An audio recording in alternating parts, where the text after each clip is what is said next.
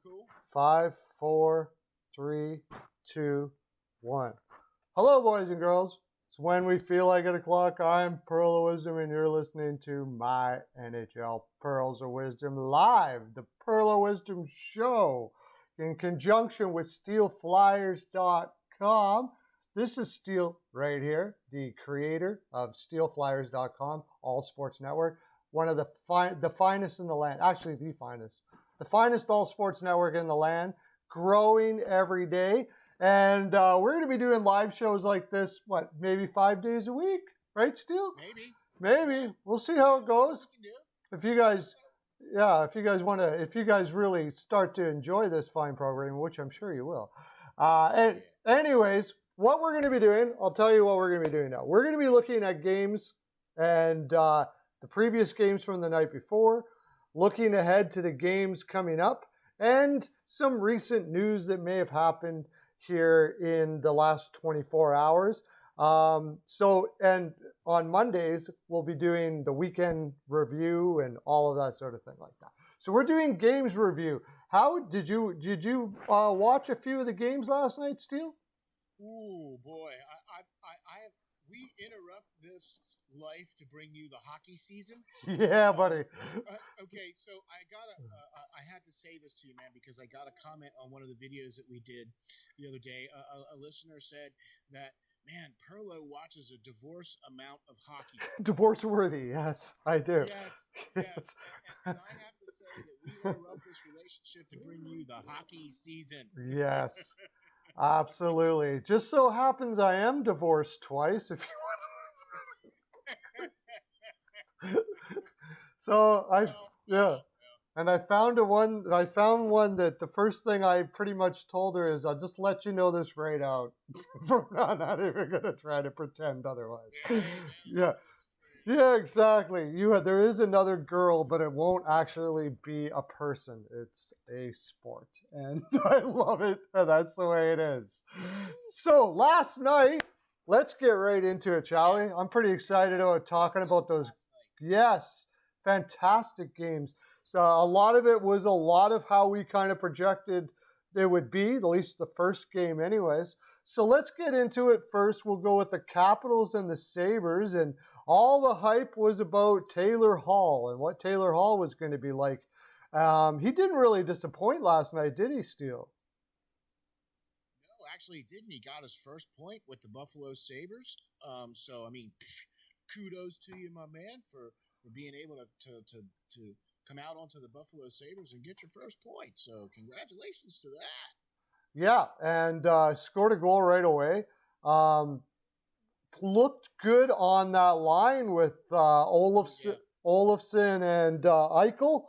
Eichel should be feeling pretty good now to have a guy like him playing that kind of hockey. He hasn't had a guy with that kind of talent at all.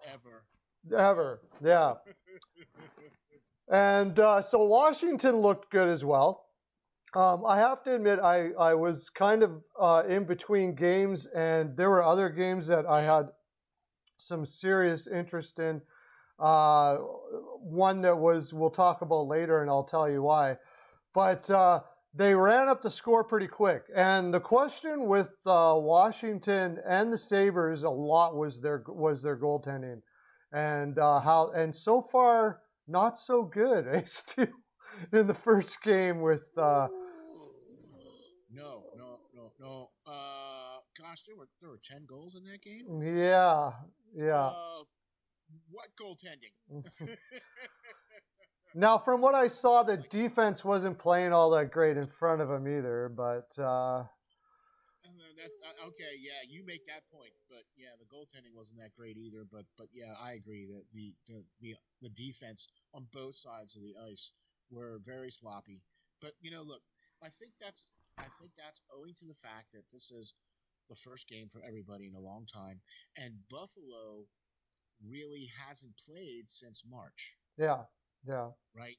So the fact that they were able to come out and Tyler Hall get that first goal and come out like that, I think that says a lot about the coaching staff having that Buffalo team ready to come out and play a little bit, more so, I think, because they haven't played since March. Yeah, and they do have two new people in their top six there, Buffalo, with Taylor Hall, we just spoke about, and Eric Stahl, who at the end of the third actually appears to have gotten injured. And that's going to be a huge loss for them if it's going to be at any extended time, because they really don't have all that much depth up the middle. Last night he played 14 minutes, 45 minutes for a 36-year-old. That's not too shabby. And then there was, if you remember him from the World Juniors, Mr. Cousins was playing last night for the Buffalo Sabres. He's the ex Philadelphia guy. No, not that one. He played for the. He's a draft pick for the Buffalo Sabres. I know who you're talking about. Yeah, but he played at the World Juniors. Dylan Cousins, and he was lighting it up in the World Junior Championships for Canada. So he got his chance to play, made the lineup as a 19-year-old, and got an assist last night. Played 12 minutes of ice time on the third line with, I believe, Cody Eakin. And, I wanted to talk also with Jeff Skinner. I did happen to watch him a little bit because I'm trying to see how his rebound is going to be. Let me just say that there was not much bound in the there. Last night, he looked terrible. Again, $9 million a year for Jeff Skinner to flounder around on the perimeter and hope the puck comes to him. Oh my gosh, that's got to be very difficult on an owner's eyes to watch that. Anyways, we had Carter Hutton in net. This was the big thing. Carter Hutton for Buffalo. Carter Hutton was in net for Buffalo. And the big thing was he was going to get something done with his eyes because he said he could. It turns out he wasn't able to see very well last year. Well, okay. You might want to go back. But it's only one game. Did or had or done or whatever. Yeah. It's interesting that they put Carter Hutton in first game because Linus Omark is probably the guy they're going to call their number one, but he hasn't played for a long time, so I'll give him a little rope for a while to see how he turns out. But I mean, that's the thing about this game here. Buffalo being one of the teams that hasn't played since March. You know what I mean? So I wasn't really expecting, especially any of the other teams that haven't played since March.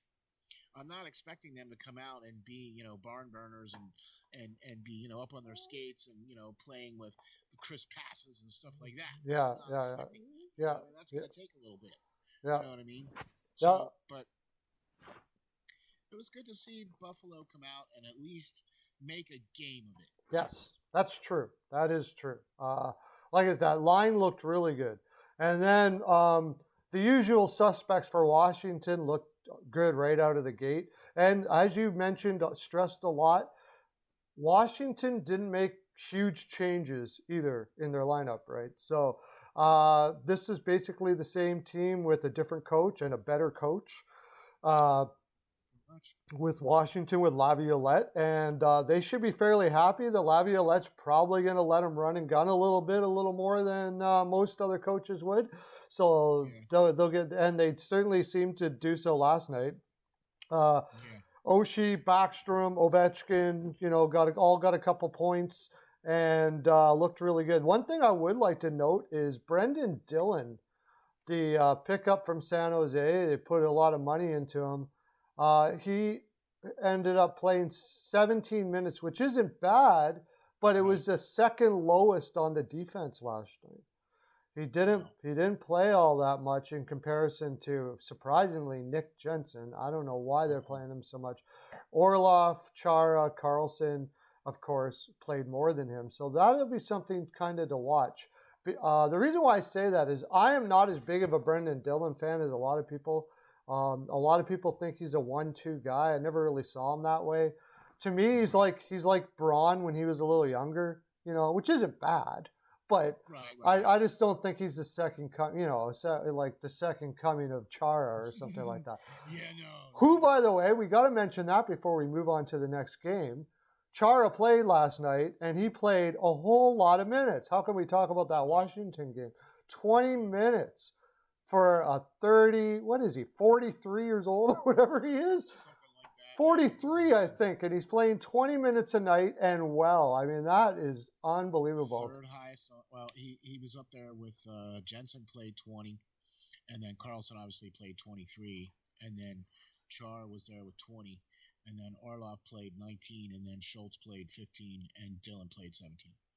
So all in all, I mean, to start with the Chara in DC now, you know, and the fact that he came out there and had 20 minutes. Mm-hmm. I mean, that's, I think, putting Chara back there, and Samsonov didn't do too bad. I mean, he faced 26 shots. He let 4 of them in, right? So as long as they got Chara back there, okay, who's more of a solidifying type of a player back there for them, okay? Mm-hmm. And with what you said, Laviolette allowing them to do a little bit more run and gun, okay? They don't need to depend on Samsonov as much now, okay, which is why they probably got rid of Hopi and all that other stuff. Plus, he wanted a big contract and all that too. But I think Washington is a little bit set up here to potentially have a good run. Because exactly with what you said, they had very little turnover this year. They only added a couple, you know, pieces here and theirs, but they changed the head coach. And Laviolette, I think, is going to be the one that's going to put these guys over the edge. Yeah, I think we both agreed that they were going to have a turnaround year this year and have a pretty strong year. I think everybody knows that the window is somewhat closing in Washington, and there's a lot of motivation to get another cup under their belts before they get too old. So, yeah, because time is running away there from Ovechkin. Yeah, certainly. Time is running away a little bit. Okay, so we're going to go over to the GOAT doing a live last night, the game he did a live with. That's John from Off the Wall Hockey.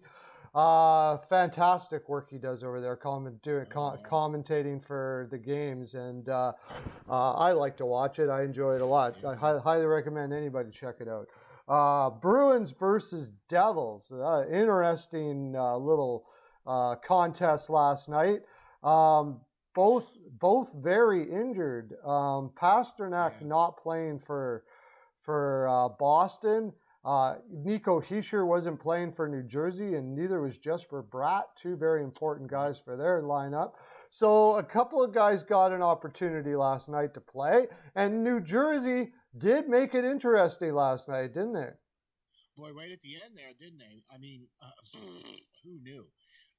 Look, I think with the fact that Chara, this is the first game now without Chara. We just talked about him in Washington. Yep. And now this is the beginning of the non-Chara era in Boston. Mm-hmm. Right? Mm-hmm. So, you know, do they have this? Who's going to be that guy that's going to step up for them? McAvoy played 25 minutes. You know what I mean? Is he going to be the one that's going to step in there and be that guy? Yeah. Is Zabroli going to be that guy? Is he going to be that one? You know what I mean?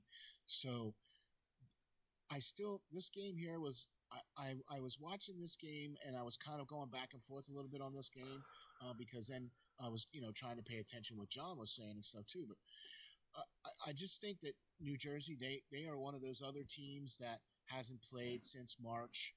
You know what I mean? And you're going to see those teams that haven't played for a long time. It's going to take them a couple games to get their legs under them. You know what I mean? Sure. Yeah, absolutely.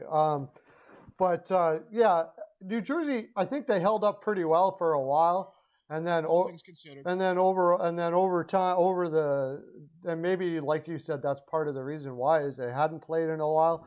It started to crumble a little bit, but. Blackwood played fantastic yesterday. Wow. Yeah. That was amazing. I mean, 37 shots mm-hmm. on Blackwood. So, and that was one of the things that we felt, you know, in all of our pre-prediction shows and all the other stuff that we were worried about New Jersey and their goaltending and what was going to happen, you know, with their tandem and everything like that. And he looked good. Yeah. He looked really good. Blackwood looked fantastic. I love him. John, I think we all glowed over him quite a bit. We really, I think, Projo,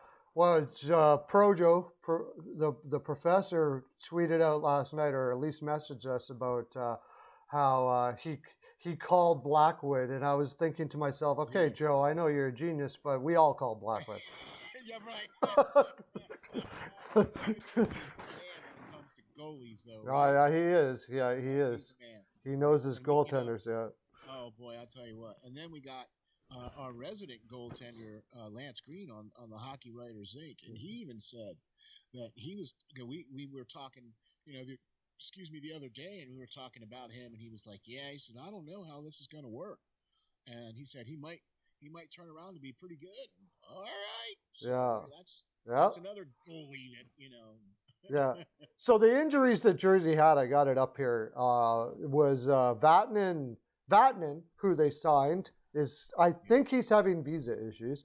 Jesper Bratt and Nico Hischier, not given Nico Hischier and Jesper Bratt. Injuries right now are hard to come to tell you what they are with the whole COVID situation and stuff. But they were out of the they were out of the lineup last night. In which case it pushed a few people into the lineup. One of them is Ty Smith, a junior guy, played 17 minutes in his first game for the New Jersey Devils. Ty, I know you're watching. Congratulations for coming in and, yes, put up huge points in junior. And it just so happens I predicted that Ty Smith would make the Jersey Devils this year. It just so happens. And just so happens. Yeah. And so that was really interesting. And then we know Ryan Murray that they picked up from the Columbus Blue Jackets. He played 22 minutes last night. I don't think Ryan Murray's gone 22 minutes without getting injured in his career, let alone playing 22 minutes. I too was very impressed with Smith stepping in. He had 2 blocks. He had a hit. You know what I mean? He had a goal and an assist in the game. I mean, all right. Yeah. 2 minutes and 11 seconds in power play time. Yeah. Okay. So that says a lot when you put a guy who steps into the lineup like that and instantly put him on the power play and look at the production that he was able to give you with 17 minutes of time. Scores a goal. As a D-man. Scores a goal. His first goal in the league. That's exciting stuff right there. Awesome story there with New Jersey, right? Yep. Sorry. They're going to win a couple games this year. It's going to be tough for them. Yeah. You know what I mean? It's just going to be because of where they're at. Mm-hmm. You know what I mean? Just because of the division that they're in. Yeah. Yeah, it was interesting watching Pavel Zacha got a chance last night, still didn't look good. Picked 6th overall or 7th overall in 2015, that big deep draft that brought us all kinds of players, and they went on a limb and picked Zacha, and they're probably wishing they didn't pick that limb because he's just not panning out as good as they would hope. One PK Subban played 30 minutes last night, man. I wasn't impressed. No? I mean, I really wasn't impressed. Okay. With the way he played. He looked like he was, he hasn't played since March. Yeah. Okay, he had 3 hits and he had a shot on goal, but he just looked a little, I think it's going to take a game or 2 for these guys to get together. I think with only 2 weeks in camp and no preseason games, he just looked a little off. And 30 minutes of ice time, are you kidding? Yeah, Lindy Ruff played him.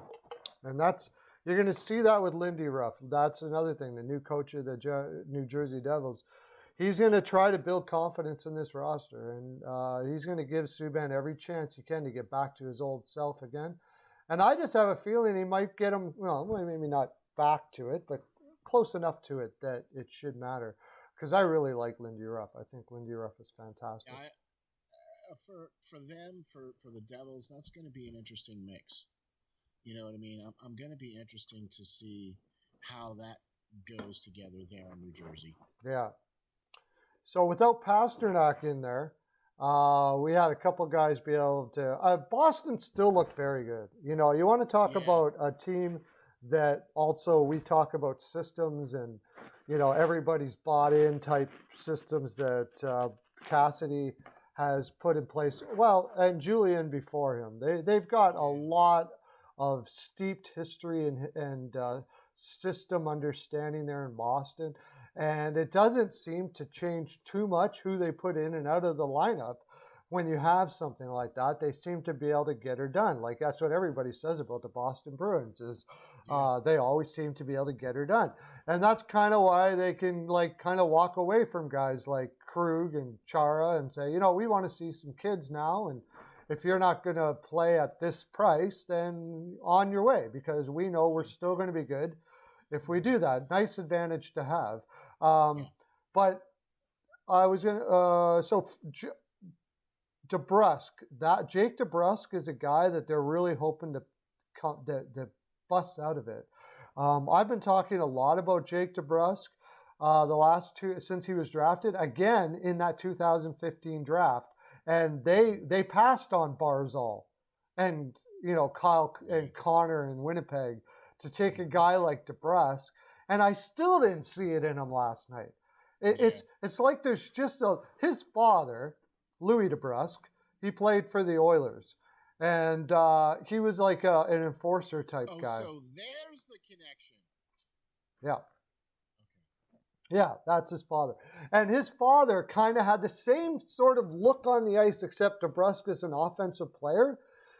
To me, it's almost like they're just hoping they don't get hurt. You know what I mean? When a guy plays that way, they're apprehensive a little bit, and they just can't seem to get him out. He's got a great shot. He's got good speed. He's got great IQ as far as what to do in the offensive zone. But all of a sudden, he'll just kind of cower off. He's like easily, you can spook him pretty quick. You just got to creep up behind him and go, boo. And then all of a sudden, you don't see Jake DeBrusk for the rest of the game. So it was really, and I was like, I'm really hoping that the kid turns it around. And I watched it last night, and I'm like, the same Jake DeBrusk, and he's getting an opportunity with Pasternak being out, right?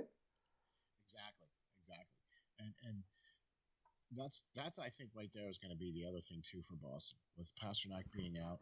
Can guys like DeBrusk step in? Can guys like Nick Ritchie step in? Can they do like a platoon type of thing and fill that hole? You know what I'm saying? Mm-hmm. 2 for 5 on the power play, so that doesn't really bode all that terribly well. Of course, again, they're going up against New Jersey, so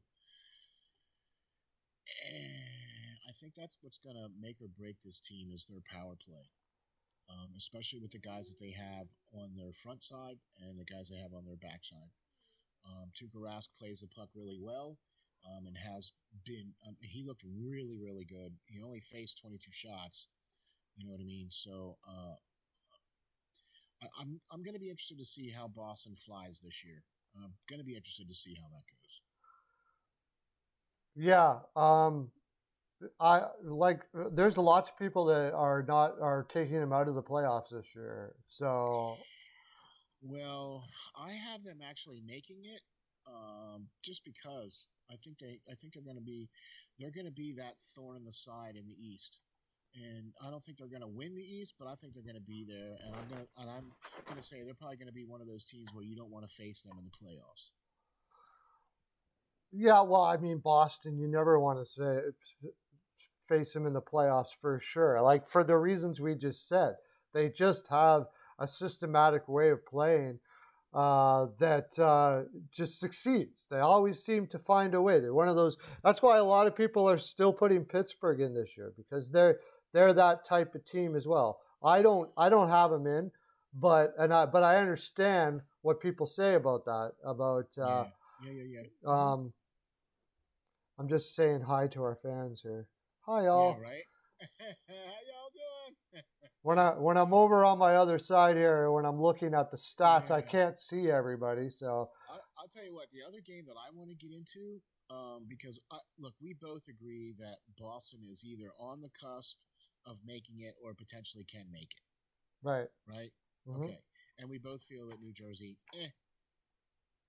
No, not going to happen for them this year. Right? no, no. But I'll tell you what, one of the teams that we were talking about were both the New York teams. Yeah, I was just going to get into that right now, buddy. Good segue. Yeah. Nice You segue. like that? Yeah. It's like we're thinking alike. Yeah. Or something. I don't know. I hope you're not thinking like me, dude. You're going to be very disappointed. No. You might want to go get that checked out. No, we're good. Okay. But what I wanted to touch on with the New York game is the fact that everybody was keyed on the goalie situation and the Barzal situation. Okay? And this game just kind of didn't really deliver, did it? Well, yeah. I watched a lot of this game, actually. I was very interested in this game. I had the under on this game, so it worked out really well. But I watched this game, and the New York Rangers really disappointed me. Just get flat out. Lafreniere was a big first game for Lafreniere there for the Rangers. I thought he looked fine, but the whole team just didn't have the energy. It was really looked like they looked like they were just like, oh yeah, right, there's a game today. You know what I mean? Like it's unprepared would be and you don't want to go play in the Islanders unprepared. That is one of the last teams that I want to be playing unprepared, and they did. They looked completely unprepared. Okay, Andre, we'll talk. Did you watch a lot of this game? Yeah, I did, because I wanted to see. I wanted to see Shesterkin. I wanted to see what this New York goalie was going to be taking over for King Henry. Yeah, and it just kind of, he looked very shaky, it seemed to me at times, and he seemed a little bit unsure of himself at times. And so it's going to be interesting how he matures throughout this season, because now things are clearly resting on his shoulders. Right. And he's not the backup now, and he doesn't have to worry about sitting there watching now. He's the man responsible now. Yep. Okay. And he faced 33 shots. Okay, and I don't know. He just didn't look like. I was a little bit taken aback by what I saw and how he looked as far as that's concerned. Now, the defense didn't play all that well in front of him either. Yeah, nobody played well. I didn't see anybody. I gave almost everybody an F in that game that I watched. Yeah, you could say that. I mean, gosh, Lafreniere, 15 minutes of ice time. They put him on the power play. You know what I mean? He's going to be their guy. Eventually. Yeah. Eventually. Not right this second, obviously, but he's going to be their guy. But 15 minutes of ice time, we'll see how that goes for him as the games progress. See if he hits that rookie wall. Maybe he won't, because we're only playing 56 games. I don't know. We'll see how he goes. I don't know if it's a wall, but I'll tell you what. I'm pretty sure you're not going to see this team play like that again. That was really bad. Well, they're going to get a chance, because guess what? They're going to play the Rangers again. Yeah, they're going to play the Islanders again. So going against, if you come in off your game against the Islanders, they're going to ruin you. And because they don't, and that's what I wanted to talk about with this game. They don't have. I don't remember too many times I've ever seen the Islanders have a bad game. Like they never have a bad game. Things may not go their way or whatever, but there's not really much more consistent of a team than the New York Islanders. So if you're coming in not on your best, they're going to eat you alive. We saw Philadelphia, right, with last year in the playoffs. First-hand experience on that one. First row seats for that. Yep, they will take. If you're having an off game, they will take advantage of it. They smell blood and they're all over it. And again, this is one of those teams where it doesn't seem to matter who's in the lineup and who's not. But they have the team to do that, though. Sure, but they lost some guys. We know they lost Taves, they lost Boychuk. That's two big guys off their defense. And it seemed like just, okay, we'll just throw this guy in. And, Dobson, awesome. Rookie, played 20 minutes last night. Yeah, right. Yeah, got an assist. Congratulations, Dauber. I know you're listening. We're going to get a cake for you and all that. Send you a Pearls of Wisdom necklace your way. I'm sure you already have one, but here's another one for you anyways. And Andy Green, old Andy Green. Andy Green. You were going to mention 16 minutes of ice time. Slips in there and plays solid defense, simple system that they have almost seamlessly, right? 4 blocks on for Green, and he had at least one registered hit. You know what I mean? So hey, all right. I'm excited about the Islanders this year. I actually have them picked to win the East. Yeah, I know you do. That's pretty impressive because with the losses, that just. Yeah, but with signing Barzal, right, and getting him under contract and getting him in, and I actually, I think Varlamov is going to be one of those goalies this year. Okay. Why? He started out well, and then that Sorokin kid. Too. We talked about him a lot, right? Exactly. Yeah. Ate up the KHL the last 3 years, like under 2 save percentage, and crazy. So they have quite the team moving forward, and they made it to the Eastern Conference Finals last year, and they gave Tampa Bay a run for their money. Yeah. Okay. Mm-hmm. And with Barry Trotz as their coach, they play that good simple system, but they come and they work hard every night. Okay, and if they outwork you, they're gonna beat you. Yeah, well, they're good. Let's put it this way: you're probably not gonna outwork the Islanders. Exactly. Yeah, it's a question of whether they outwork. It's a question of whether you keep up with their work ethic or get outworked. Pretty much, you're likely not going to outwork the Islanders. That's for sure. That's a very good point, and that just runs again. I mean, Barry Trotz, right? Look what he did with Washington when they won the Cup. They were one of the hardest working teams out there. The Nashville Predators. He brought so many of those teams to the playoffs that had no business being in the playoffs. Like their number one center was Legwand, and they make the playoffs. Like it was really unbelievable. But he puts a work ethic and system in there and has people believing in it, and that's what a coach does. Yeah. And he took the Capitals to the Cup, and he was 2 games away from making it to the finals last year. That's why I have high hopes for the Islanders this year. I think everybody's bought in. I feel that the Islanders are 1 year ahead of where Philadelphia wants to be. Okay? Yeah, you've said that several times. Yeah. Yeah, because I think that because they've got some of their draft picks that they've gotten the last couple of years are starting to make the team now, and they're starting to, be major contributors to the team moving forward and things like that. And then with the coach and everything like that and how successful they were last year, they have really good goalie tandem. How could you not like this team to be at least in the top couple of pegs there in the East? Yeah, for sure. So let's get over to one that I was actually watching very interesting because I had some... Yeah, I was very interested in this game. Let's put it that way. The Hurricanes versus the lowly Red Wings. This was the other game I was watching too. Like I was clicking back and forth between the New Jersey Devils game and this game. So yeah, I actually did watch most of this one. Yeah, I have some. I have some clients that were interested in this game. Carolina -2. And it went on forever and ever and ever, 1-0. They were out shooting them.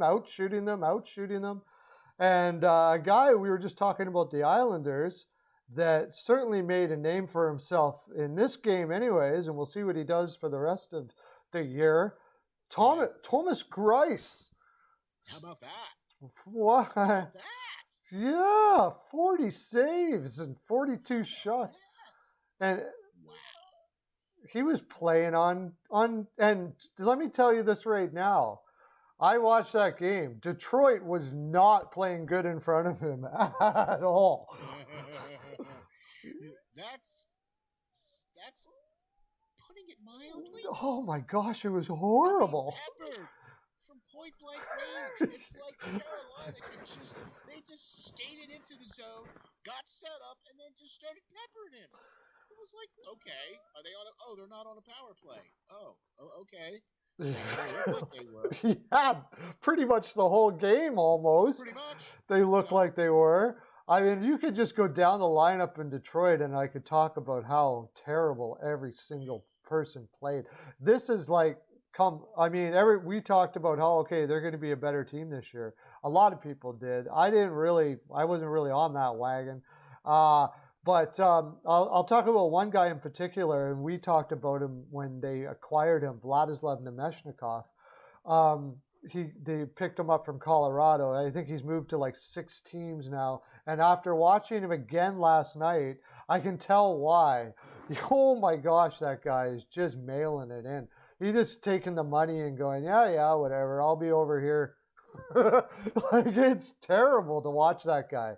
He doesn't seem to care at all. To have a young group like this, and to watch a guy like Nemeshnikov, who is a veteran, not give a crap all game long, hard to watch.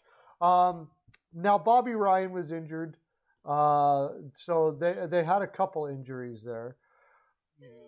But Detroit's also one of those other teams that hasn't played since March. True, there's that. Yeah. You know what I mean? And when you got Filppula as one of your yeah. Say no more there. Yeah. Okay, look. He's a top 2 center on your team. Yeah. Okay. So, and he only played for 14 minutes. Here's the thing. We know that Detroit is obviously in a rebuild mode, but we also know who their general manager is. Yeah. Okay. Yeah. And so, although they might not be all that good right now, I guarantee you that within the next couple of seasons, you're going to start to see Detroit climbing that ladder. Well, I would imagine so. They'll be picking up draft picks like crazy. No problems picking up draft picks the way they played last night. Yeah. But let's go. Sorry. No. I was just going to say, man, I agree with you 100%. This game was going to be a long season for Detroit, I feel. They got to play better than that, though. I mean, I think the guy you just mentioned there, Stevie Y, who is my man crush of all time. I love Stevie Y. More than Tortorella. Tortorella is not my man crush. Barry Trotz is. Tortorella is the best coach in the league and possibly ever. But Barry is more of a man crush than Torts. Tortorella is not a guy I want to hang out and have coffee with. Trotz, I'm sorry. Tortorella is not a guy I want to hang out and have coffee with. You know what I'm saying? Like, he's the best coach. But period. Trotz, you would go out and hang out with. I would great guy. All right. Yeah, that's what I mean there. He's my favorite. It's sad that my favorite coach I don't consider is the best coach, which tells you how good I like Tortorella, because I don't want him to be the best coach, but I can't. I just can't deny it, you know. So, man, I'm torn because I look at Craig Berube. Yep. What he's doing in St. Louis. Yeah. Right. Yeah, we were talking about that yesterday. Yeah. Yeah, and then I look at what Roddy Brindamore is doing in Carolina. Yeah. He just seems to be able to put a team out on the ice, and they have that same kind of mentality where if you outwork Carolina or you match their work ethic, then you can beat them. But they just work hard every night. Yeah, and he's got a solid team as well, and he does it with some relatively poor goaltending. He props up Mrazek and Reimer pretty good with his system, and that's the sign of a great coach. When you can win with not the best goaltending, that's a sign of a great coach. Saves. Yeah, well, that was pretty easy for him to win last night. It's the Red Wings. Yeah. It's the Red Wings. Yeah. Okay. But for that in mind, Carolina did shut them down too, though. They did break their spirit. It's not like Carolina Carolina was playing very well as well. It's just they couldn't pop the biscuit. Oh my gosh, it was just no matter. Once they did though, once they did, yeah, it went. It was flowing pretty good. But what Hayden Fleury played, I think the most minutes he's ever played last night for Carolina. It's been a long, slow burn for Fleury coming into the league as a top 10 pick. I can't remember exactly where he was picked quite a while ago. I want to say 2014 even. And he's finally getting some minutes and looked fine. Like he looks. 2014. Yeah, he's good. Was he 2014? Yeah. There you go. Round, 7th overall pick. 7th overall, yeah. And he looked good. He's been a slow progression, but he has progressed. And they're going to have some interesting decisions to make when it comes to expansion, because Fleury at this point might be the one out. I like to talk. Hamilton looked good. Only got 21 minutes because they were playing against Detroit and they didn't need to work him that hard. But after his broken leg last year, he looked pretty good. He looked pretty good. And Jake Gardner, only 13 minutes. If there was one thing I got to say, like, he just doesn't look good. Just doesn't look good. Okay. But besides that, Nietzsche's looked great. I mean, their team looks good. But we'll see when they get some real competition, because that was not real competition last night. Not yet. Yeah, not yet. I was just sorry. Their next game, though, I believe, is against them. I believe. Okay. Well, nice start to the season. Yeah, let me see when the next Carolina game is. It's on Saturday is their next game against Carolina. Well, mark that one on the list because no. Well, Saturday games. How fortunate we talked about getting that good start right from the get-go. Well, how about that? Take Detroit first 2 games. Nothing like getting those 4 points right out of the gate. Yeah, exactly. Pretty much in your pocket before you hit the ice. Okay, well, since we were talking about Mr. Tortorella, why don't we head over to that game now? And you only get 4 minutes. Go. Yeah, well, I'm not going to talk about him in a great light last night. I watched that game, almost a lot of that game last night, and Columbus did not look good. This was a time when his defensive take the flow away system just looked dead last night. They looked dead. And let me tell you, I had my reservations about Max Domi, and I still do. This is the big thing about Columbus this year is how's that Max Domi. So far, you got Josh Anderson getting 2 goals in Montreal's first game, and Max Domi comes out and looks like a perimeter player who, it did not look good. Look good last night at all. You know who did look good though for the Columbus Blue Jackets, and we were talking about him. Played over at the K. Drafted by Buffalo. It didn't work out there. Went to the KHL.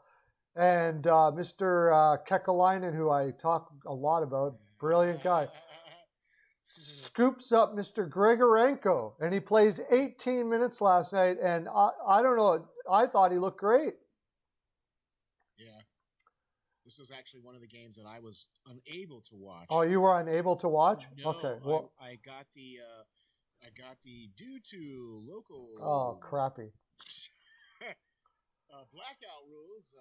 We are unable to show this game. So I was looking forward to hopefully catching some of this. Yeah. Because I wanted to see what Nashville was going to look like. Yeah. Oh, yeah. Me too. Yeah. I was very interested in that. Yeah. Yeah. Because I already know what Blue Jackets look like. Okay. Yeah. And if it would have been for the expanded playoffs last year, they would not have made it. That's right. Yeah. So they got a free shot last year, and they played Tampa really well. Okay. But that's kind of where they ended. But I don't really having them in this division now against teams like the Predators, it's going to be a little harder road to hoe for them, I think, this year. Yeah, I was very interested in how they were going to look too. And at first, they were kind of mesmerized by that Columbus system for a little bit. But as they kept their legs moving a lot, and that's what you got to do against Columbus. You got to keep your legs moving, going, right? And they did. And guys like Eric Hola, who they got from Florida, did play for Carolina for a while. He looked good last night for that reason. He kept his legs moving a lot, and that's the kind of game he plays. He kept his motor running. And Luke Cunnin that they got from Minnesota, who played very poor defensively for Minnesota. I didn't really pay attention too much to how he was defensively. I was going to be able to see over time. But he seemed to click all right in there. He was looking pretty good, which is big for them because that was quite the acquisition for a veteran like Bonino. To get a young player like that was kind of falling out of favor for Minnesota. They're putting a lot of hopes on him to play well and do well for this team to give them that kind of depth that we've talked about needed this year with the short schedule and possible a lot of injuries going on and all that sort of thing. And then of course on their defense they brought in Benning. Dante Fabro was already there. Dante Fabro looked stronger last night, which is probably because he's just getting older and he's maturing and he's had all this time to build some muscle on him, which was kind of the issue. He looked stronger, he looked better. And Boriecki from that they picked up from Ottawa didn't look too bad. They had Irwin and I can't remember who the other guy was. That tells you how important he was. Tenorti last year, and they didn't look like they were really NHL defensemen. So this year, their defense core looks a lot stronger, and it looked a lot stronger last night. So from what I was watching, but my highlight from the night was that Columbus did not look good. Okay. So even with the didn't they pick up Savard? No, right? Savard they've had for a long time. Okay, but they did pick up Michael Del Zotto, right? Yes, that was a great one to pick up. Del Zotto, he looked like okay.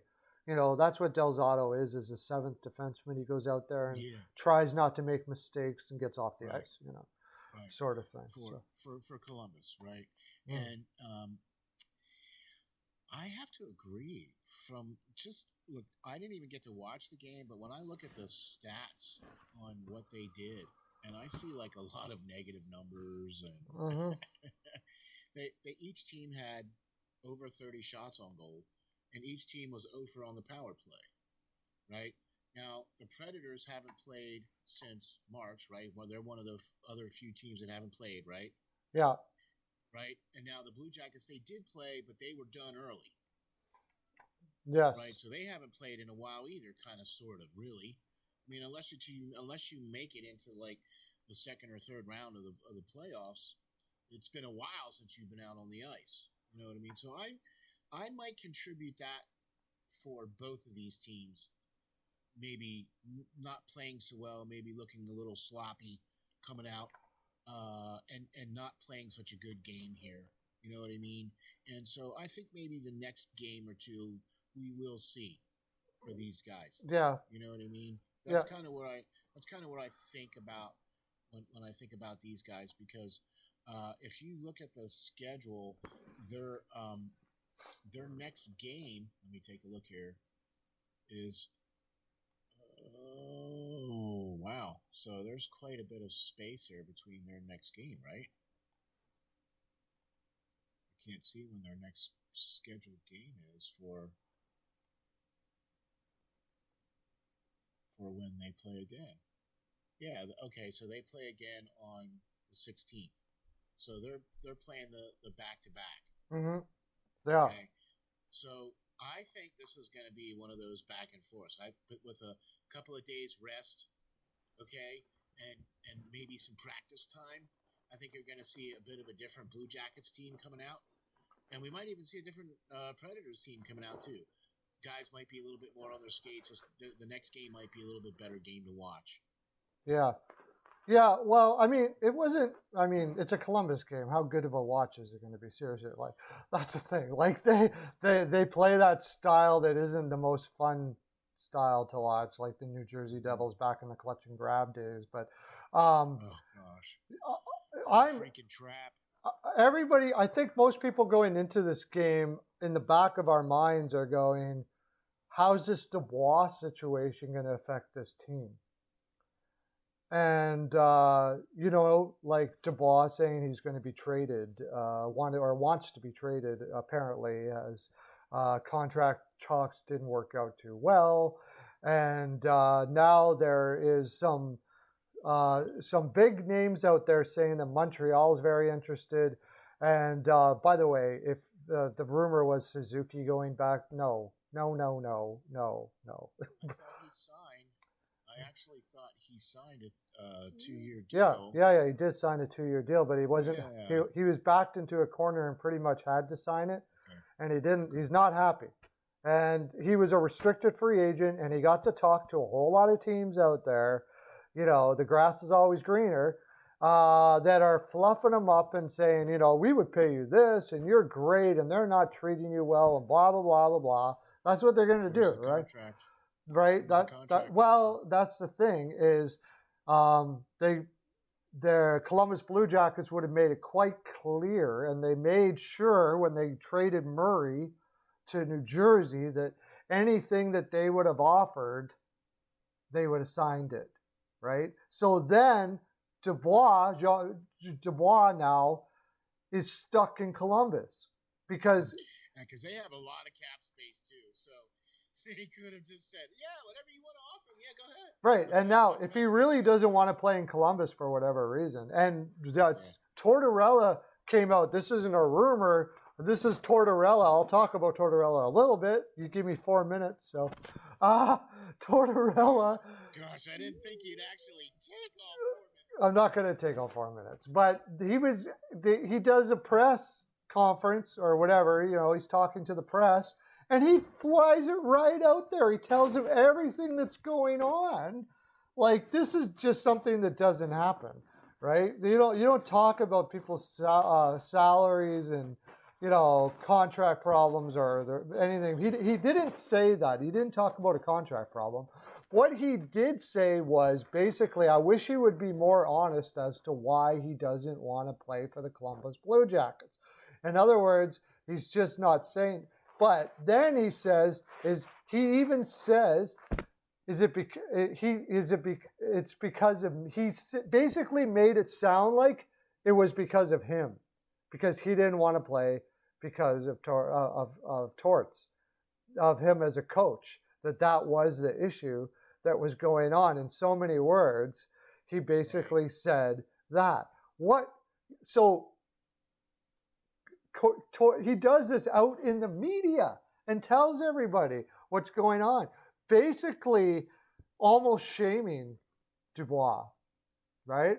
And I've said a lot of great things about Tortorella as a coach, and I know he's unorthodox, but I think he messed up here. I believe he might have slightly stepped a little bit in it too. Yeah. Yeah. Yeah, you don't come out into the public like that and air that kind of dirty laundry out there like that, man, especially the coach. Okay. I'm not a fan of Tortorella. I was never really. I've just said I'll just say I'm not a fan, and I'll leave it at that.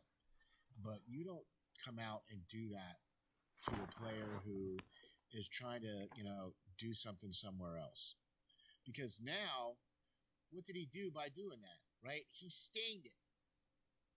Right? Because now anybody that looks at that goes, oh, well, the coach came out and said that he wasn't really going to come out and say why he didn't want to play there. Oh, and then it came out that, it's because of the coach. Well, gosh,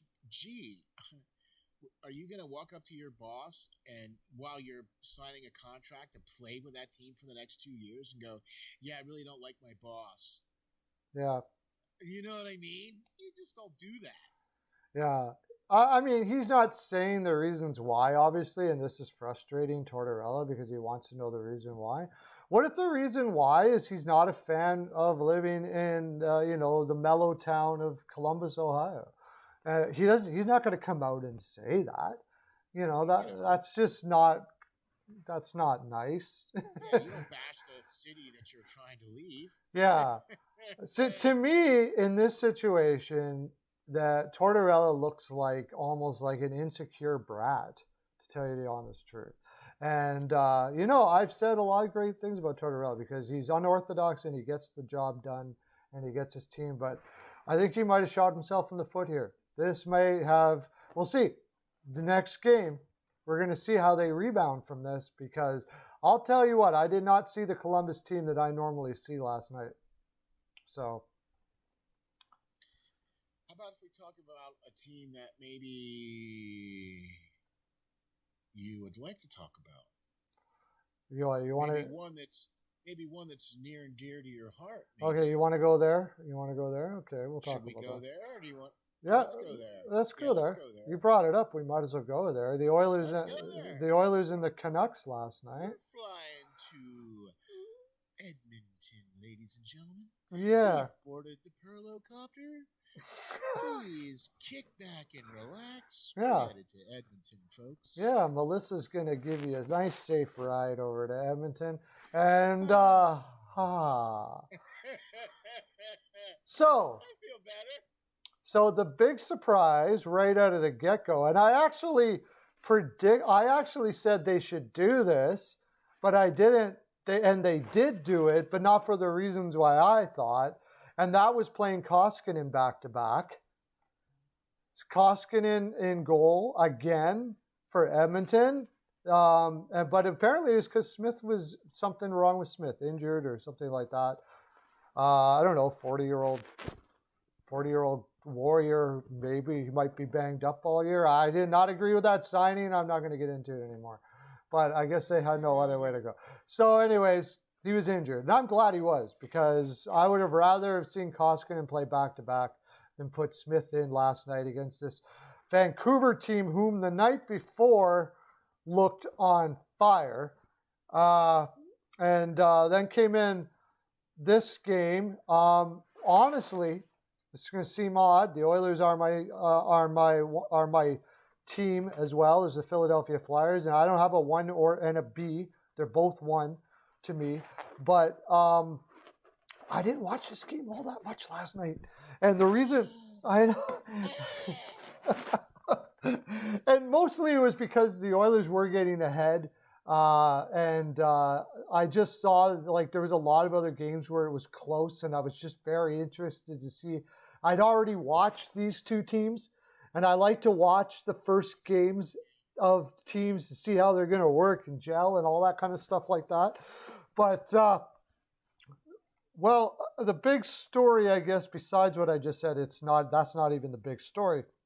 It was to me, and will be the big story all year long, was Mr. Mac D, right? Is this guy unbelievable or what? Jeez, gosh, man. I watched the first game. I got to watch the first game with Vancouver and Edmonton, and Holtby stood on his head that game. And you're right, man. Vancouver just looked on fire. Yep. What I saw of this game was the exact opposite. Yeah. Wait a minute. Yeah. Was this the same team that just played the night before? Yeah. I couldn't believe it was the same team. I mean, it actually looked like what they did was they just switched jerseys. Yeah, sort of, yeah. Because the first game was 5-2. It was the other way around, right? Mm-hmm. Right. So now this game, it's the other way. So I think Edmonton is gonna be more of the better team though in this. Okay, and I was quite surprised that, although both teams had over 40 shots on goal, okay, the fact that Connor McDavid was able to get a hat trick, against the goalie there. You know what I mean? So, and they didn't have Holtby. They put Demko in. Yeah. For second night. You know what I mean? So that's getting peppered, man. That's letting in a lot of goals. Demko didn't look bad. But I mean, he let in 5 goals though. Yeah, he didn't look bad though. I don't think you can blame him on a lot of those. Right. The Edmonton Oilers were playing the game that's going to win them games, and that is they putting pressure in the offensive zone and getting teams back on their heels. That's the game they got. They have speed, and if they're not using it and they're trying to play anything that looks like a trap game at all, which they have a tendency to fall into, they will lose. They will lose because their overall team is not made for that at all. You don't go get Tyson Barrie to play a trap, you know? That's for sure. It doesn't seem like that's the kind of player you get for that. No. And Tyson Barrie is not the kind of player either that's built for a trap. No, absolutely not. Speedy guy like that. Ethan Bear and Nurse had the most minutes again last night. They're playing them as their 1-2. Nice. Jones looked pretty good last night. Kukuk still looks solid. Kukuk in the first game actually was one of the guys that stood out as that played well. Larson, I don't think played much better last night than he did the first night. He's looked terrible so far this year for the Oilers. He's going to play, if he keeps on playing like this, he's going to play himself out of the lineup. They'll have some of their young guys that are sitting there waiting come in and play. William Lagesson or Bouchard or somebody like that, which I would rather see, to tell you the honest truth. But when McDavid is playing like he was last night, from the red line, when he can take the puck from the red line, find a hole, and the players on the defensive, the defensemen on the other team look like when you're playing with your kids. Like you're watching your kids be really cool. Like, that's my kid scoring touchdown right there. Or when you're playing hockey on the street with a bunch of kids and they're waving their stick at you, trying to get it. That's what they look like. They look like, oh my gosh, it's crazy. It's going to be fun to watch this guy pile them up this year. I don't know what he's going to hit, but it's going to be insane. Well, now, I'll tell you what. Those 3 guys with Yamamoto, Nugent Hopkins, and McDavid for the Oilers. I mean, and Draisaitl, you throw that in too. I mean, that team is just built to just be the run and gun, and I think that's what's gonna. And they played that specific game last night, and look what it did. Yeah, you're absolutely right there. I said that from the beginning. This team's just got to run and gun. Like, don't even bother. Defense, schmefense, whatever. Beat teams, like, seriously, beat teams 9-4 or whatever. I mean, who's going to keep up with you? Who's going to keep up with you? Nugent Hopkins looked like a beast last night.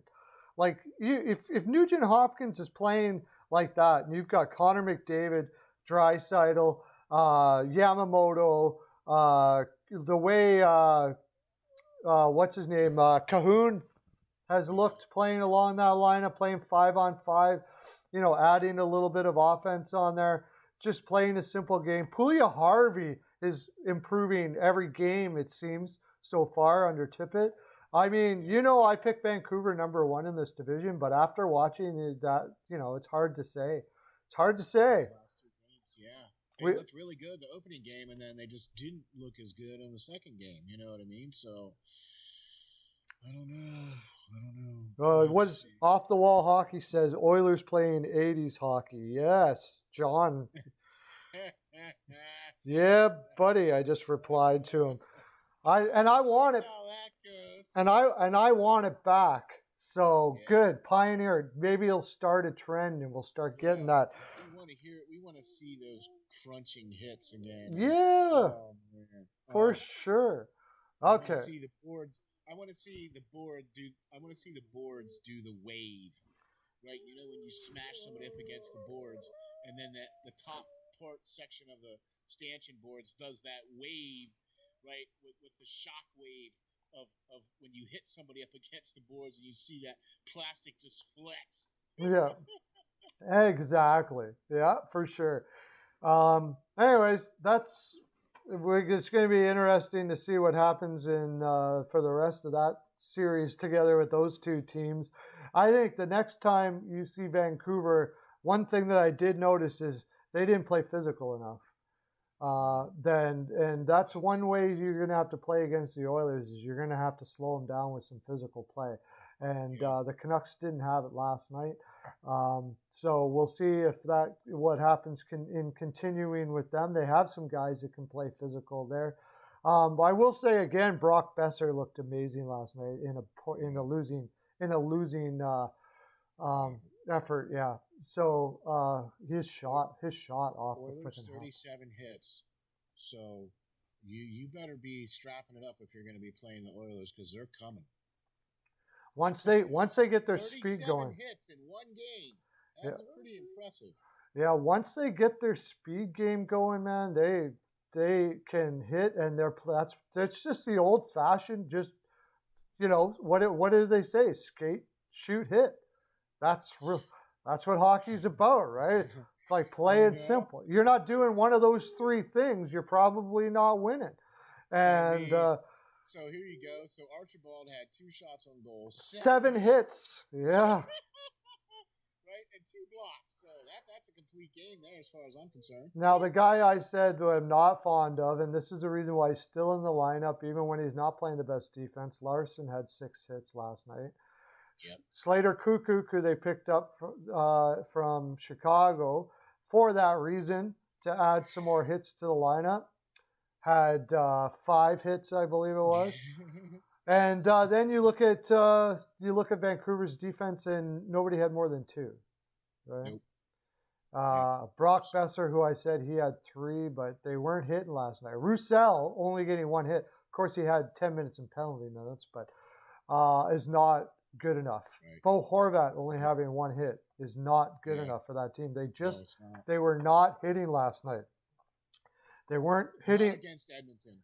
Not against Edmonton. And when Vancouver, you got to be more than that. You're not going to beat the Edmonton Oilers if you're playing passive, for sure. They kick your butt.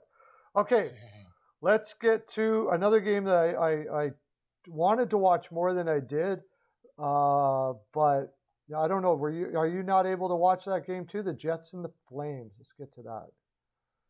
I was not able to watch any of the Jets and Flames. Okay. I wanted to watch more than I did. I had some things going on at the time. I had another game on. I wish I would have because it looked like it was a great game. I was just going to say, this was the first, overtime game? Yeah. It was back and forth. Calgary got up 3-1. Johnny Gaudreau looked good last night from the time I saw, which is going to bode well for the Calgary Flames for him to be back into the saddle again for sure, right? Exactly. You know who else? And Laine scored too, right? So that bodes well good for you read my mind, dude. Patrick Laine looked fantastic last night from what I saw. He looked like a man possessed. And he had a goal and 3 assists. He had 4 points. I didn't even know that. I was just going from the way I saw him play. He looked like a man possessed last night. Now, if he plays like that for the rest of the year, we said Winnipeg is out of the playoffs, so I'm not so sure now. But we'll see if consistency has been the issue with Laine, though, right? Yeah. And well, look, we know that Winnipeg has a pretty good goalie back there in Hellebuck. I mean, yeah, right? Mm-hmm. He sure does. Markstrom for Flames. We were a little bit suspect on the Calgary's tandem back there for goalies, but Markstrom, he looked all right. Oh yeah. Yeah. I mean, 34 shots on him. He stopped 4 of them. There's one of them there that wasn't, he really had no chance on. But for the most part, he played pretty well. Yeah, he actually had one save where he came out of the net. I saw that. Yeah. I saw that. He came out of the net. Yeah. Then he bobbled it and got out back, and then did one of those like ball hockey saves where you're like totally off your balance and freaking got it. It's already they're already talking about it being the save of the year. Yeah. Oh, but another guy I wanted to talk about, because we talked about him quite a bit going in when we talked about Calgary, and that I really love, and that's Rasmus Andersson. He looked like fantastic. He looked like their best defenseman, and he played the most minutes of anybody last night. He played 23 minutes last night, and he looked like their best defenseman. I was saying that he'll likely be their best defenseman in short order, very short order, because he was their best defenseman last night. Really, I'm going to enjoy watching him moving forward. I love his type of game and his determination, and he just seems to get better and better after better game after game. And those are guys that can end up being way better than you'd ever expect them to be. And he's looking like he's heading on that trajectory. Oh, of course, and especially since they've been putting them up there on the top line of the power play too. You know what I mean? So, 23 minutes a game, he had an assist, so that gets him a point. And he had 4 blocks and 1 hit. But yeah, they're putting him out there on the power play, so that says a lot about what they think about his game up there on the power play. You know what I mean? Being that on that number 1 power play line. So, yep. Calgary going to have an interesting year. It was good to see Gaudreau come out and get that first one. You know what I mean? Yep. I think he's going to have a phenomenal year in spite of what everybody says and thinks. I just look for him to have a good year. Deep down, I think so too. Actually, deep down, I think so too. I don't know what was going on there, but I don't know what's going to happen in Calgary either. But I just look. You can't keep good players down. I don't care how crappy of a team you play on. Mm-hmm. Okay, good players are always going to come to the fore and are always going to shine. And his work ethic and everything else that's going on with him, I think he's one of my. I like him. He's one of my favorite players. Oh, a little guy like that plays the way he does, you can't help but root for him. And he's got heart, man. Oh yeah, and the league is better with Gaudreau playing at the top of his game. It's a better league to watch a kid like that. A kid, he's not a kid much anymore, but to watch a guy like that, go around and in and out of traffic areas and friggin', control the play in the offensive zone. Just get him in a better market. Yeah, we'll see. We'll see what happens. He can make that a better market. He can make that. Yeah, he can make that a better market. He can make that a better market. And you got Matthew Tkachuk still there. Talk about hits. 5 hits last night. 5 shots on goal. Gotta love guys like Matthew Tkachuk. Lindholm played center last night too. I wanted to talk about that. Looked fantastic. Looked really good up the middle. That's going to be huge for that team. They needed another center up there so they could push Backlund down to the third line where he did play last night. Looked much better. That's where he needs to be. He's a third line center. So, our projection that Calgary misses the playoffs, who knows? But I still look at their defense and I see Hanifin, Nesterov, Tanev. Not really a big fan. So we'll see. We'll see what happens. It's gonna be interesting to see how things go with Calgary, and especially even with Winnipeg too. I don't have either one of these teams making it this year into the playoffs because of the division that they're in. So we'll see. We'll see how it goes. Yeah.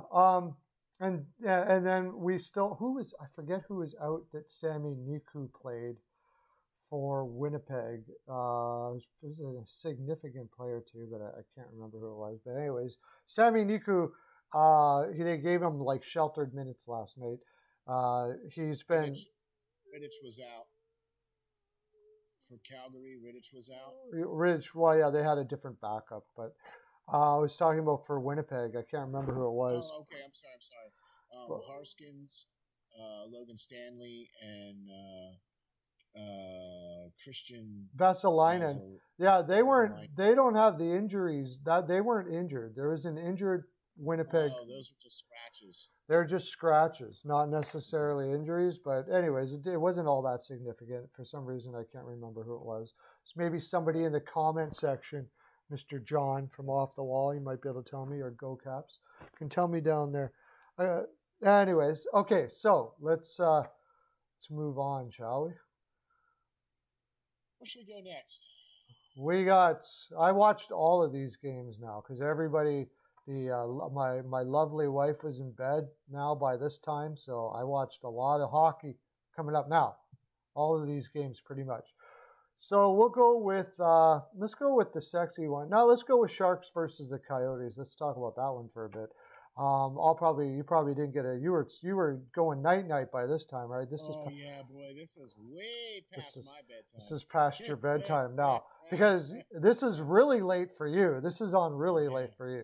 This wasn't too bad for me, but we talked a lot about these two teams going in. That San Jose was kind of that wild card team that could surprise people, depending on how that top six does.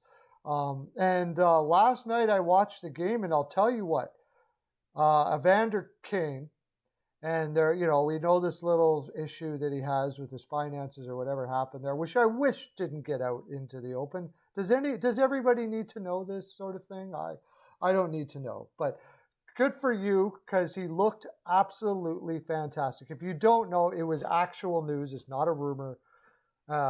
He had some. I don't even want to talk about it, because I don't think anybody should need to know about that stuff. But Evander Kane had 7 shots, came out, played his ass off. Good for you, buddy. You get your name out there in the in a bad light out in the media, and you come in and knock it out of the park. I was freaking loved it. Don't you love it when that happens? I love when you see a guy who does things the right way and has success. Okay, and I love to see a guy who works hard and but doesn't always get his name out there in the lights. You know what I mean? Yeah. I have a hard time with Evander Kane as far as his game and his type of personality and everything like that. I don't. All right, I'm just going to come out and say it. Look, you're a grown man when you come out into this. You're expected to act like one and be like one. Okay? And we all make mistakes, and you can't hold mistakes like that against people. Okay? But some of the things that I've seen make it difficult with, especially when you look at the attitude that he's had, especially coming out of Winnipeg. Okay? And then the moving around that he's done on some of the other teams. I'm glad to see that he's making good, finally, okay, instead of making bad. So that's what I'll say about that. It's great to see him making good instead of making bad. Yeah, he was an arrogant kid. Let's face it. He came up in a whatever situation in his life, got a bunch of money, and it went to his head. There's no doubt about it. In Winnipeg, there was, not actual, what's his name, Bufflin, all pretty much came out and said, we got to get rid of this guy. So that tells you something, right? Pretty much came out and said. So then Buffalo picked him up. He goes to Buffalo. We know how great Buffalo's teams have been for however many years. And it comes up to new contract, and he basically says, I don't want to stick around here as well, which is, pretty immature way of going about it too.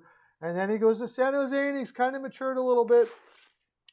But now he's kind of had to. Well, yeah. At least we haven't heard much of San Jose. Whatever's been going on in San Jose, nobody's said anything about Evander Kane like they did in Winnipeg, and maybe on his way out of Buffalo. but nothing like that until this whole thing comes up where he has to go bankrupt and all that kind of stuff like that. My point about all that is I don't know why that gets out in the media. Anyways, that's not anybody's business as far as I'm concerned. But whatever's going on in his life there, I just like to see a guy come out. I mean, this and first game back and just let's say, you know what, none of this is bothering me, guys. We're coming out here to win. And so that's good. Like I said, he's shown a little bit of maturity, and it's nice to see him making good instead of making bad. That's right, buddy. That's right. Goal and 2 assists, 7 shots. Played, from what I was watching, played with a fire that needs to be played with for a guy like Evander Kane. I was just going to say, if he actually puts his mind to it. Oh, gosh. He has the skill set. Oh, yeah. Why do you think he keeps getting chances? Yeah. Why do you think he keeps getting to bounce around from other team to team and keeps getting? He has the skill set. Oh yeah. Man, dude, if you just grow up a little bit and put your stick down on the ice and strap it up like you did last night, hey, look what happens. I mean, even with all that, he's put up some decent numbers. 30 goals, and he always plays tough. He always does, always has. You can't really say much about what he puts on the ice, except that it's not always consistent. And if it's if he's like in the party and gambling and stuff like that, you can see why. Stays up late, that's the when a team comes out off most of the time when a coach or whatever, especially a coach, comes out and says, we need some more consistency, say like somebody like Virtanen in Vancouver, who we didn't get to talk about. I should have talked about a little bit more. That usually means that they are one of these type of people that like to have a good time, and it takes away from their game.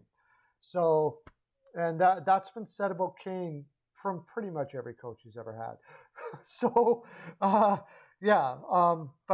let's hope he's turning around now. This is a good smack in the face for him, and he goes on a new trajectory, because I really love his game when he's on the ice. We love guys like that, right? Yeah. I mean, come on. He's scrappy. He's got, a little bit of feistiness to him. He's got a good shot. He knows how to get into the open areas to the ice. You know what I'm saying? So I like his game on the ice. It's just, when you take the uniform off, and that's when we start having problems. Yeah, exactly. I love his game on the ice. It's like Simmons, like that type of guy. Great guy to have. But Zimmer is a true consummate professional. Oh yeah, loved in the room and all that kind of stuff. Everybody talks about how awesome he is to have in the room. Yeah. How much of a great teammate he is to have in the room. Yeah. And how you don't want to fight him and you don't want to be up against him. Yeah. Yeah. Right? You absolutely. want him on your side. Absolutely. Why can't we talk about Evander Kane like that? No, because you can't. No, because you can't. Because he's not that kind of person. Because you're not going to. That's for sure. That's right. So, anyways, we'll get off of Kane for a while, because I don't want to, but it's like I said, I'm glad to see him doing something good instead of doing something bad. It was the big story of that game, pretty much, and I'm glad to see that he came out. Let's see where the consistency flies from here on in with Kane. That's going to be an interesting storyline. Patrick Marleau, 41 years old, played 10 minutes last night. Good for him. Patrick, keep on going, buddy. 41 years old.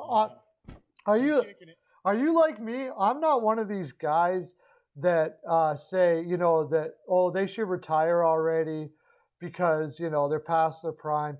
I like the guys where they got to pretty much go out with a, rodeo rope and drag them off the ice. Are you like that? There's players that, look, when you watch a player like, say,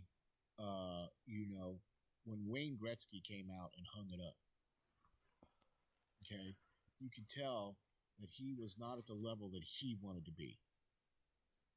Okay? Right, yeah. So when you have players that are that self-aware, that can come out and say, look, it's time for me to go. Right. You know what I mean? I would much rather a player come to that realization than try to hang on and try to keep getting that past glory, because that just makes you look foolish, in my opinion. Okay? Look, we all get old and time catches everybody. Mhm. But are there players out there that are the exception? Yeah. I mean, Dino Ciccarelli played for how long? Played 42 or something like that. Right? I think I can't remember off the top of my head. How long did Cam play? Hey, 20 odd years? all you guys out there, tell me when did Dino Ciccarelli retire? I'm gonna get these guys working In the here. 2000s. He retired in the 2000s. No, but how old was he when he retired? Oh, yeah. I'm asking the people listening right now. Yeah. Chara is how old and still getting it done. Oh, Chara's Yager is in how old and still getting it done. in the Czech league.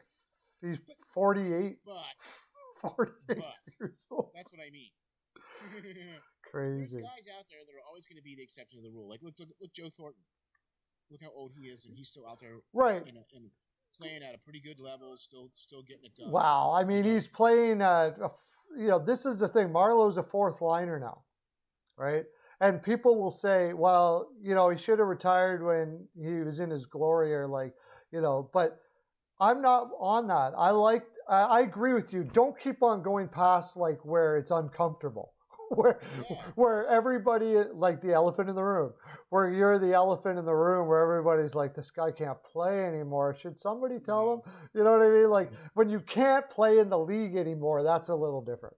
But if you were a great scorer like Patrick Marleau, and now you're playing on the fourth line, but you can contribute, that's a different story. I love that. Yeah, I do too. Yeah. I mean, Ronnie Brindamore was that kind of guy too. Yeah, he played right till for 20 years. He played till there was no more blade on those skates, for sure. He played until he couldn't skate on the ice anymore. Yeah, that's what I'm saying. I love those guys. Those guys are few and far between. Okay, and then you have guys that when it's time to do it, that's when you need to do it. Yeah. Okay, I would much rather see a guy look. If you see like Henrik Lundqvist, right? As he got older, he played less and less time, right? But his level of play stayed. The same thing with Marty Brodeur, right? As he got older, because Marty Brodeur played forever. Yeah. As he got older, he didn't play 46, 56 games a season. Yeah. But his level of play was still there. Yeah, it was NHL. He was NHL able. He wasn't what he was, but he was NHL able. Right. Yeah. Exactly. Maybe his last year in St. Louis, maybe you could make some questions whether that was the case. But the fact of the matter is, they got out when they couldn't anymore, and I don't agree with people that think that people need to retire at the top of their game, so they're always remembered that way. Sanders. Yeah. Who wants to pull a Barry Sanders, or who wants to pull a Jim Brown? Yeah. I mean, look, but those guys made their decisions, right? And it's their life, their body, their decision, okay? And we have to just live with it. And that's the sad truth of it is, right? Look, do you honestly think that Barry Sanders could have played for another 10 more years and would be at the same level that he was when he retired? No, of course absolutely not. No. Could he have played maybe another 5 more years? Yeah. Right? Mm-hmm. Yeah. But he would have been getting the ball less, being less of a factor on the team as those 5 years would be going on. And that's the same thing with Jim Brown, whatever. And that's why those guys retired when they did, when they were on top. Okay? So not everybody gets that storybook ending where you get to ride off in the sunset carrying the championship trophy and then retiring that same year like Jerome Bettis did. Yeah. You know what I mean? You just don't get that. That just doesn't happen for guys. Mm-hmm. That's a rare thing to happen for guys. So I'm with you. I want to see a guy play until if he's not able to contribute anymore on an NHL level, and if he still wants to play, then hey, there's the AHL. And if you can't make it to that, then you keep going down into the leagues until you can't play anymore. I mean, that's kind of where. I mean, at least there's spots in hockey where you can still, if you still have some left in the tank, you can still be competitive and still get paid. Yeah, yeah. And don't get me wrong, I don't bemoan anybody for retiring whenever they feel like it. Oh It's no, their man. career. Yeah. It's just what I like to. I just like the storyline when a player plays right to the bitter end. Talking about uh, players bordering on retirement, we are talking about the Arizona Coyotes here, and Phil Kessel played a hockey game last night. Yeah. Yeah. He played. Yeah, he didn't play that bad. Played for 15 minutes. He didn't play that bad, actually. I No, he watched didn't. him. He played like Phil Kessel plays, and it was kind of interesting. It was interesting. We'll see. I'm really interested to see how his body holds up this year. I mean, this is a guy who's probably, I doubt very much he lifted a weight or anything because he never has for however long it was since Arizona last played a game. I don't know, man. I don't know. I don't know how that's working. I don't know how he. He's able to do that and still not. I'm sorry, I got this. Don't worry about it. It's live, man. We don't. Yeah. Things happen. Sorry about that. I Yeah. had to ditch that one. So. Yeah. Yeah. I don't know how he's able to play. He's the we talked about this on our last show. I think he's the most out of shape looking hockey player I've ever seen. Yeah. But he's in far better shape than I am because at least he's strapping up and just going out there and skating. Well, he gets in shape by playing the game, playing hockey. Okay, well that's 100 more times better than what I got going on. So more power to you there, buddy. Yeah, but anyways, that was a much more interesting game than I thought. I will talk about it. It was 3-1, all the way up, 5 minutes left in the game. I had the under on this game, Arizona San Jose. I was doing a video. I turned it back on, and it's an overtime. Arizona scored in the last 2 minutes, and Phil Kessel got the tying goal. Yeah. For Arizona, of all people, yeah. Clayton Keller looked really good. Yeah. Clayton Keller looked really good for probably the best I've seen him play for quite some time. So that's a bonus. And our buddy, we can talk about him, us Philadelphia Flyers fans. Tyler Pitlick out there playing 16 minutes last night, my friend. I know. He looked really good. As far as what his stats were, I didn't get to see him. He played like Tyler Pitlick plays. He's out there grinding it. He's gonna miss him. Yeah, everybody misses them that loses Tyler Pitlick. It's his value is not on the score sheet. He's just a continual motor that keeps running and basically says, everybody keep up to me, And those guys I loved him on it. He played for my two favorite teams. He played for the Oilers and he played for Philadelphia. Yeah. And I loved watching him. When they didn't sign him back, I was very upset. I was like, give him a 5-6 year contract, $1 million a year. Why not? Well, here's the thing, though. The fact that the Flyers have Patrick and Lindblom back, I think that pretty much spelled the end of Tyler Pitlick. Yeah, that was in Philadelphia. It was a little different. When he was in Edmonton, we didn't have Philadelphia's lineup. That's what I mean. Yeah. So we could have gave him a 5-year contract for $1 million a year.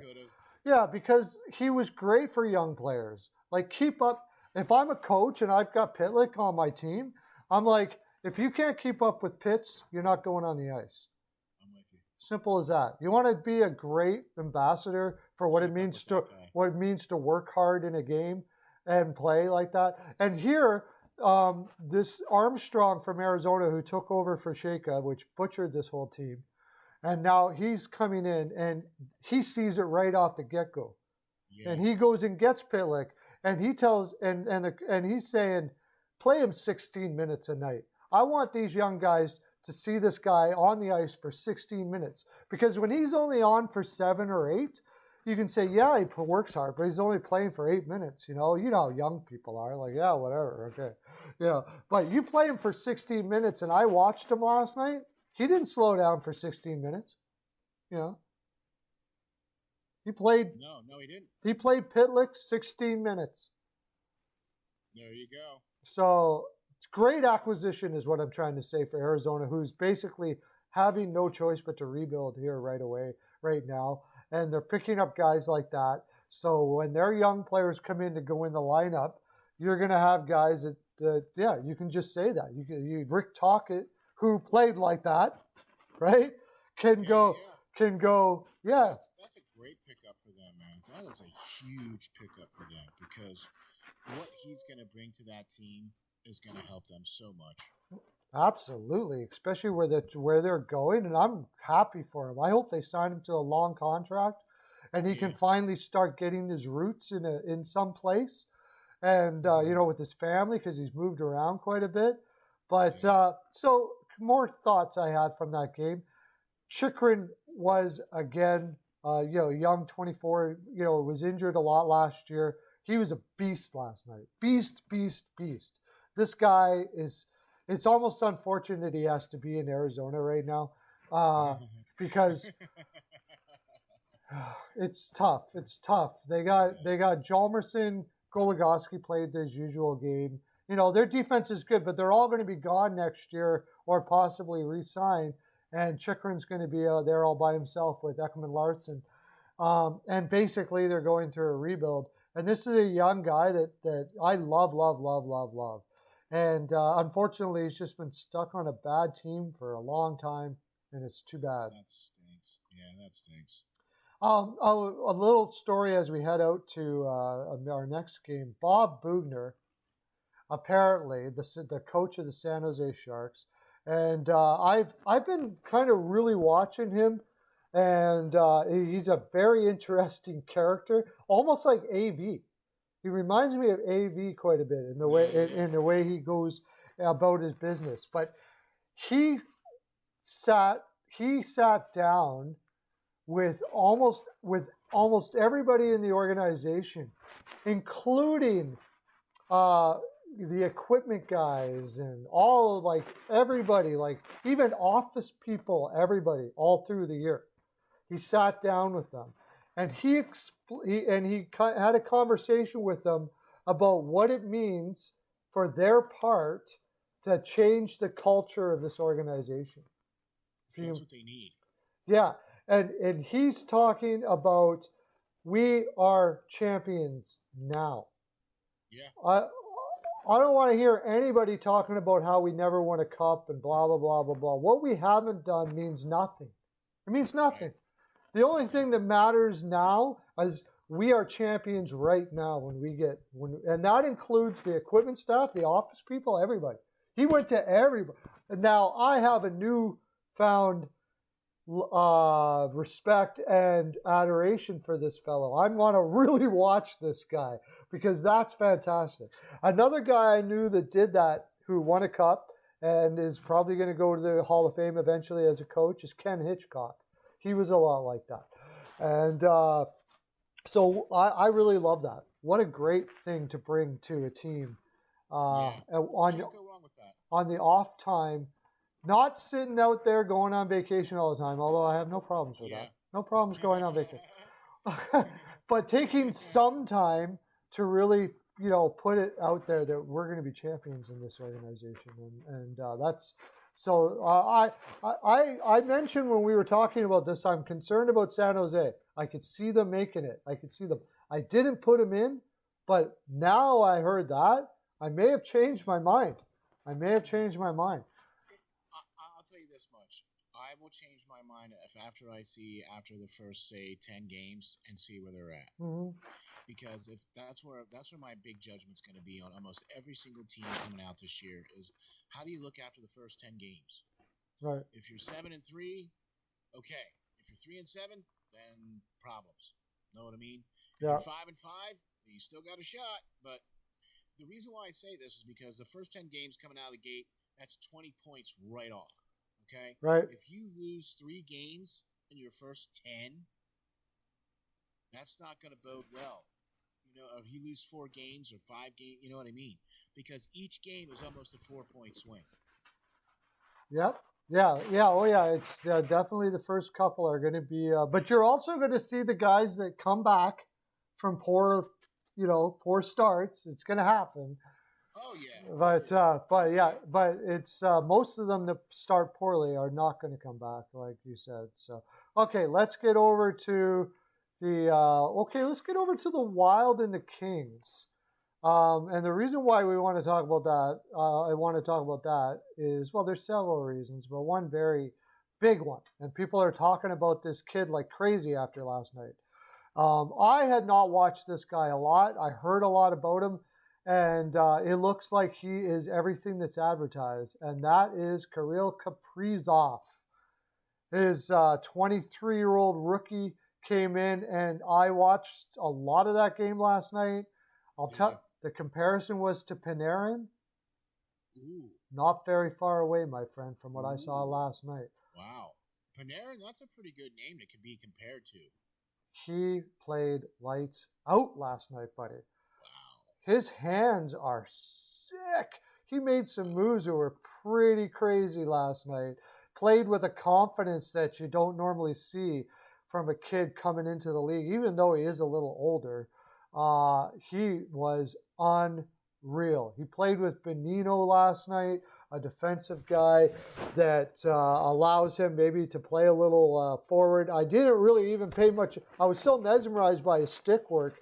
I wasn't even paying attention to his defensive game or anything like that. His hands are unbelievable. And it was a good game. Kings, we were talking about it, that I had, did you put the Kings in? Yeah. You did too, right? I think I did. I can't remember if I did or not. Because I have to go look. I think I have. I know I have Vegas in, but I think I might have the Kings either on the bubble or outside looking in. Yeah, well, we both had them somewhere around there. I had Minnesota fifth, and I thought it was going to be really close. Well, after seeing that Kaprizov kid, I'm like, whoa, that could turn things around right there. Okay. Are we going 2 hours already? Oh man, we are at. Let me look. I think we're past. Holy crap! Wow. I'm having so much fun. You got to take. Okay, well, I'll shorten it up here for the last two then. That Kaprizov kid is amazing. Also I'll talk about the Kings a little bit. The Kings, again, it's that team game they play. And Drew Doughty, just a great leader in Drew Doughty. He gets a lot of crap for, I don't know why. He can be snarky sometimes. He speaks in the media a lot. You know what? Drew Doughty hates the opposition when he's on the ice, and that's who doesn't like that? You know, and I like that. Exactly. Yeah, I wanted to do a little bit. Congratulations to Andreas Athanasiou for scoring his first goal for LA. Played 13 minutes last night. Has struggled in Detroit and Edmonton. Actually looked horrible last year, but has come out and looked pretty good for LA. What is it with LA? Seems to be able to pluck these guys, right? So, yeah, I'll leave it at that. It was a good, solid game. Went both ways. I like both teams the way they played. This is one of those games where neither team really played poorly. Talbot played well. Yeah. That's what our question mark was with Minnesota, was how was Talbot going to be, because we know that he's not a very consistent goalie, you know what I mean? And so how is that going to go there in Minnesota? Right. And I'll tell you another guy that played really well as we go over to the Vegas Golden Knights. Jeff Carter played the best I've seen him play in a long time. Wow. Yeah. There you go. He was playing fantastic. Name real well.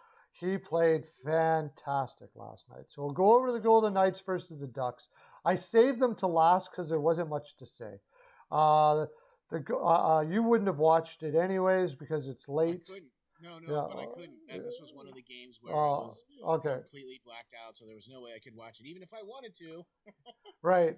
It was hard to gauge because Anaheim started out well and then just terrible looking team, just like we thought it was going to be.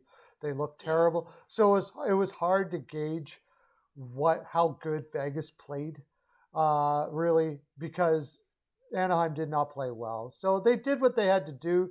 They got goals. Gibson kept them in again. Lehner played, not too bad. Big thing was Cody Glass only getting 12 minutes, a young guy that they really, really, really need to play up the middle there. But besides that, there wasn't really much to talk. That's why I saved it for last, just in case we were running out of time. They're the next game too. They play each other for the next game too. So I'm looking for it to be even more of a Golden Knights domination here. Golden Knights were one of the teams that we had selected to finish in the playoffs, if not maybe either beating 1 or 2 in the division for the Vegas Golden Knights. So yeah, it's going to be tough to see until they start playing against some better teams. Look, it's going to be interesting to see how Shattenkirk is going to work out there in Anaheim. Okay, I want to see how that's going to work. I want to see how Getzlaf is going to work with all that stuff going on out there too. So it's going to be interesting to see how Anaheim goes, but not looking all that great. I think Shattenkirk knows what's going to happen, and they know what's going to happen. Shattenkirk was brought in. He was just looking for anybody that was going to give him the max amount of money. Let him play a ton of minutes, which he did. He played like 20-some-odd minutes last night. And then at the trade deadline, he'll move on to a team that's a cup contender. Or he might be going out to Seattle. Or maybe Seattle in the offseason. But I think somebody will give him a second-round pick for Shats, probably, and he'll move on. And then maybe Seattle after that. It's hard to say. Well, boys and girls, I guess that's our full 42%. This time has just flown by. This was so incredible. I almost feel, look at my ties all askew. I got so excited today. Look at that. Now it's really askew. Okay. Anyways, I had so much fun. I almost think I might have given 47% today if I had it. It feels like I did, but I know that's impossible since I've only got 42. But sometimes you feel a little better than you are, and I feel amazing. Right. This was amazing. Awesome. This was awesome. Oh, well, I'll be on here tomorrow. I don't know if you will be. Yeah, we're going to be here tomorrow. We're going to be here tomorrow, and what we were supposed to talk about tomorrow's games. We spent this whole time talking about all the other games. Yeah. Well, So, we'll have a different. We're going to talk about tomorrow's games, tonight's games tomorrow. And then, we'll try to talk about the other games after that. But we'll have to maybe make this a 4-hour show eventually because we had lots of people watching today. That was fantastic. Everybody, thanks for coming out and watching. I hope you enjoyed this fine program, and we'll be doing it often. SteelFlyers.com, all sports network, my friends. Got to check it out. Also, Steel's got you got a YouTube channel and a Twitter. What's your Twitter, buddy? Steel Flyers at 52, or it's at Steel Flyers 52. All right. On Twitter. Yeah. All right. And again, I'm sure John will be doing a live tonight for the off the wall hockey. Game. He'll be doing. What game he's doing tonight? He might even be on. He might be able to tell me right now. What game are you doing there, John? Philly game. He's doing the Philly game. Oh, he's doing Philly again. Okay, that's good. We're Philly fans, so we'll be doing that. We'll be watching that tonight. I might go live doing a game tonight too. We'll see what happens. But there you go. That's our full 42. This has been fantastic. We'll be on again tomorrow. Have a great day. Lots of love to ya.